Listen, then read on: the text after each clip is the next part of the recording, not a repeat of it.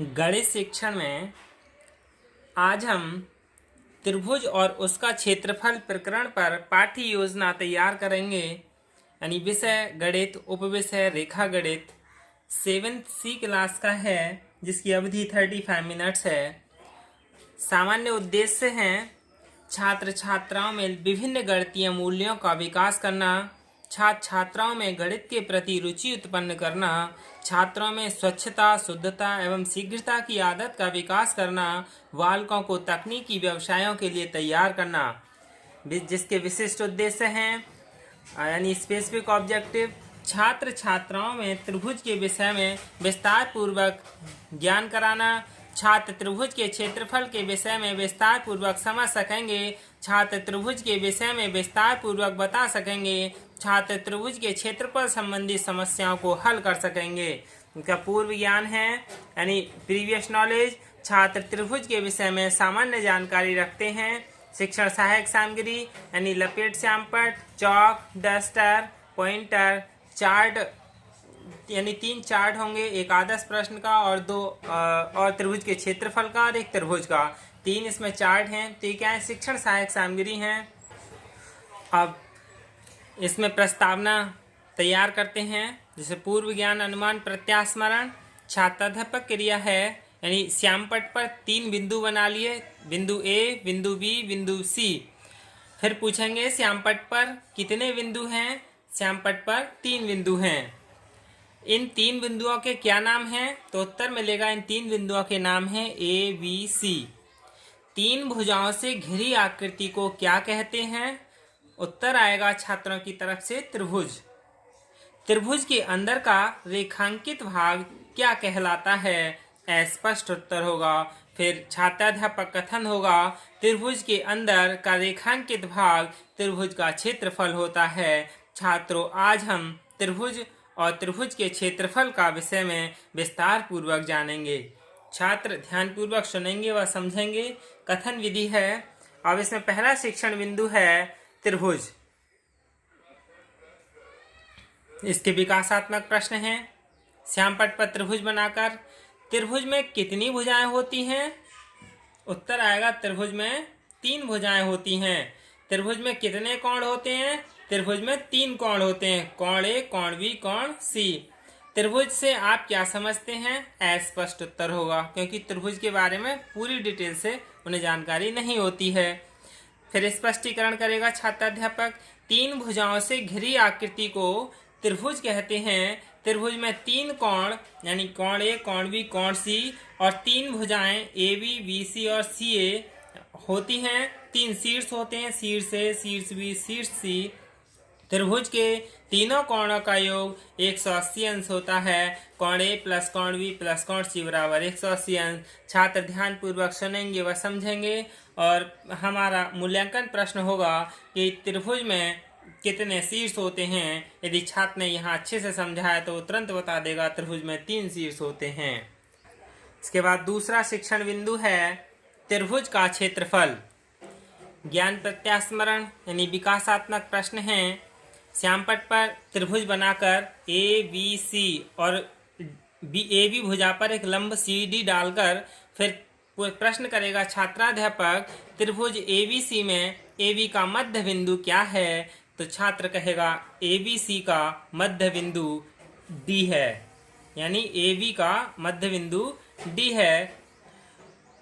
त्रिभुज A B C में D C रेखा को क्या कहते हैं, यानी ये डी सी रेखा है उसे क्या कहते हैं, तो डी सी रेखा को माध्यिका कहते हैं। त्रिभुज का क्षेत्रफल कैसे ज्ञात करते हैं, अस्पष्ट उत्तर होगा, क्योंकि समस्यात्मक प्रश्न है। फिर नवीन ज्ञान प्रस्तुतिकरण यानी छात्र स्पष्टीकरण करेगा। त्रिभुज एबीसी में सी डी एक माध्यिका है, ए बी एक आधार है जिसका मध्य बिंदु डी है। त्रिभुज का क्षेत्रफल बराबर 1/2 गुणा ए बी गुणा सी डी, यानी ए बी और सी डी। ए बी क्या है, आधार, और सी डी क्या है, लंब यानी लंब है, ऊंचाई है। तो त्रिभुज एबीसी त्रिभुज का क्षेत्रफल बराबर 1/2 गुणा आधार गुणा ऊंचाई। अब कोई सा भी इस तरह का त्रिभुज हो तो उसमें आसानी से हो जाएगा, जिसमें ऊंचाई भी हो और आधार भी दिया हुआ हो। अब इसके बाद तीसरा शिक्षण बिंदु है, नहीं, दूसरे शिक्षण बिंदु का मूल्यांकन प्रश्न किया जाएगा। मूल्यांकन प्रश्न क्या किया जाएगा कि त्रिभुज एबीसी में डी व सी को मिलाने वाली रेखा को क्या कहते हैं, यानी त्रिभुज एबीसी में जो डीसी रेखा है इसे क्या कहते हैं।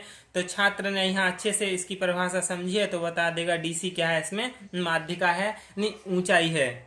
डीसी क्या है, माध्यिका है और इसकी ऊंचाई भी है। और फिर तीसरा शिक्षण बिंदु है आदर्श प्रश्न, ज्ञान प्रत्यास्मरण यानी विकासात्मक प्रश्न होगा। माध्यिका डीसी की लंबाई कितनी है, यानी जो डीसी है, ये त्रिभुज है एबीसी जिसमें डीसी क्या है, इसकी ऊंचाई है। तो डीसी की लंबाई कितनी है, माध्यिका डीसी की लंबाई 5 सेंटीमीटर है।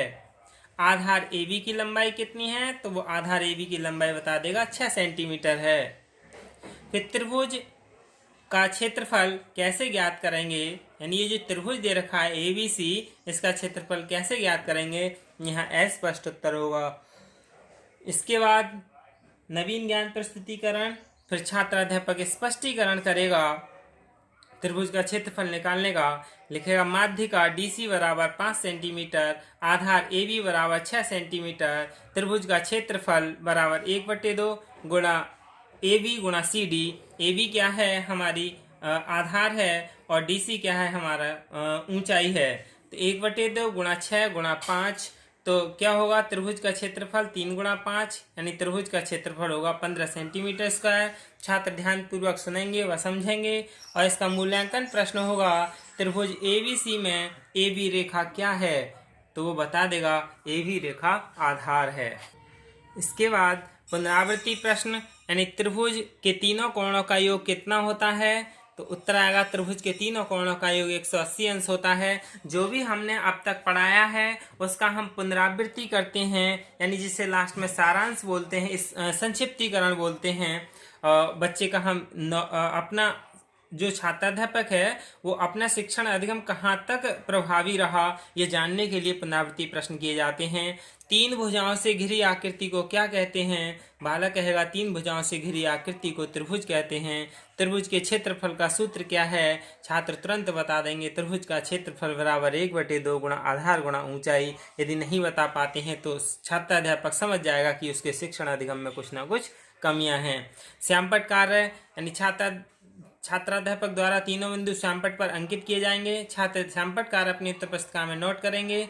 निरीक्षण कार्य, यानी जो लेखन कार्य है, छात्राध्यापक छात्र को दिए गए कार्य का कक्षा में घूम घूम कर निरीक्षण करेगा और कक्षा में अनुशासन के प्रति भी सजग रहेगा और पूर्व दिवस के कार्य का निरीक्षण करेगा। छात्र शांतिपूर्वक दिए गए कक्षा कार्य में संलग्न और पूर्व दिवस के गृह कार्य को जांच कराएंगे। गृह कार्य अभ्यास कार्य, एक त्रिभुज की माध्यिका की लंबाई 8 सेंटीमीटर है तथा त्रिभुज के आधार की लंबाई 2 सेंटीमीटर है, तो त्रिभुज का क्षेत्रफल ज्ञात कीजिए। छात्र गृह कार्य अपनी उत्तर पुस्तिका में नोट करेंगे तथा घर से करके लाएंगे। इसके बाद क्या है, ये श्यामपट्ट सारांश है और यही क्या है, क्षेत्रफल त्रिभुज और त्रिभुज के क्षेत्रफल की पाठ्य योजना है। धन्यवाद।